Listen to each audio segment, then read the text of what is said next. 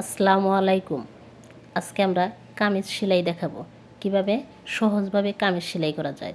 তার পাশাপাশি একটি কথাই মনে পড়ে যাচ্ছে আমার মায়ের কথা, যার কাছ থেকে আমার প্রথম কাজ শেখা। দেখেন, আজ কামিজ সেলাই করতে করতে বসে হঠাৎ ছোটোবেলার একটা কথা মনে পড়ে গেল।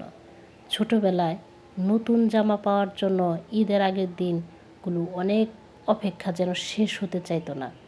দোকানে গিয়ে জামা কিনে আনার চেয়ে মায়ের হাতে বানানো জামার প্রতি আমার আলাদা একটা টান ছিল।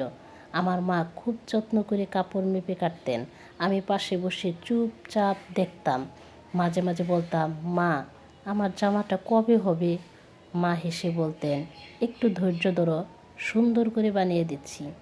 সে সময় বুঝতাম না একটা জামা বানাতে কতটা সময় আর কতটা পরিশ্রম লাগে। এখন যখন সেলাই করতে বসি তখন বুঝতে পারি একটা পোশাকের মধ্যে কাপড় আর সুতা থাকে না, এর সঙ্গে মিশে থাকে অনেক যত্ন, ভালোবাসা আর ধৈর্য। যার ধৈর্য আছে সেই পারে সেলাইয়ের কাজ শিখতে। মনোযোগ দিয়ে সেলাইয়ের কাজ করতে হয়, একটু ভুল হলেই পুরো জামাটাই নষ্ট হয়ে যায়।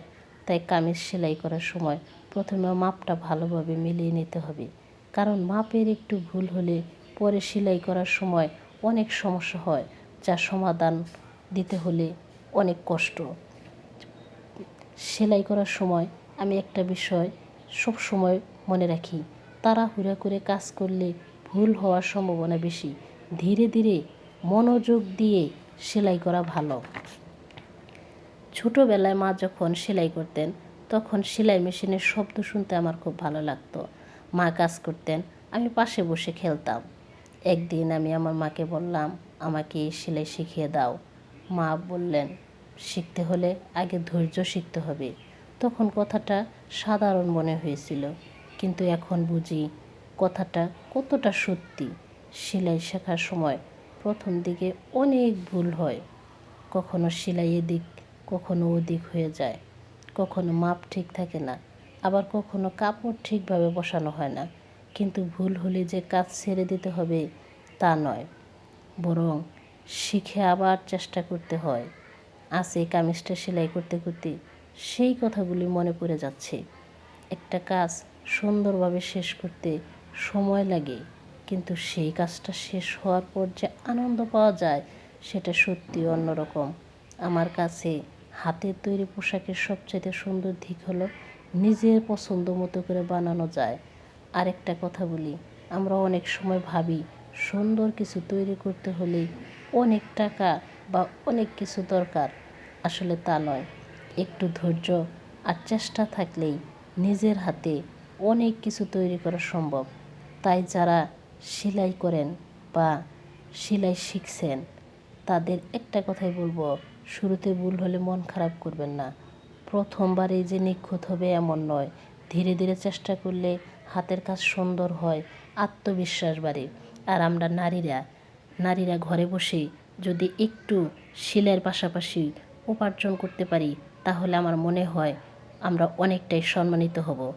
কারণ এই পৃথিবীতে টাকা ছাড়া কিছুই পাওয়া যায় না, আর টাকাটা রোজগার করতে নারীদের যে কী কষ্ট সেটা একমাত্র নারীরাই জানে।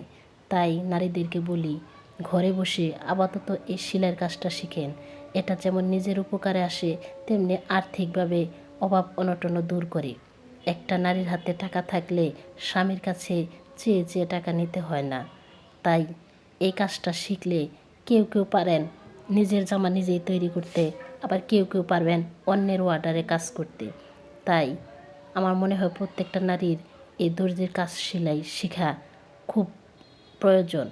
তাহলেই কারো কাছে হাত পেতে টাকা নিতে হবে না। এটা ঘরেই, এটা পর্দার মাঝে কাজ করা হয়, এটা আমার মনে হয় অনেকটাই ভালো। তাই আমরা নারীরা আছি যারা অন্যের পোশাক বানানো ভালো লাগে না, এবং সেটা বানানো হলেই যে এমন হয়েছে অমন হয়েছে এরকম বলি। নিজে যদি বানাতে পারি তাহলে কিন্তু আমার মনে হয় এটা হবে না যে এমন হয়েছে অমন হয়েছে। একটু লুজ হতে পারে, একটু ফিটিং হতে পারে, আমরা নিজেরাই সমাধান দিতে পারবো। তাই নিজেরাই আমরা কাজ শেখার চেষ্টা করব। কথা বলতে বলতে আমাদের এই কামের সেলাই শেষের দিকে প্রায়। দেখেন, কামিজ বানানো শেষ। ভিডিওটা যদি ভালো লাগে আপনারা একটা লাইক কমেন্ট শেয়ার দিয়ে দিবেন, সাবস্ক্রাইব করে পাশে থাকবেন। আল্লাহ হাফিজ।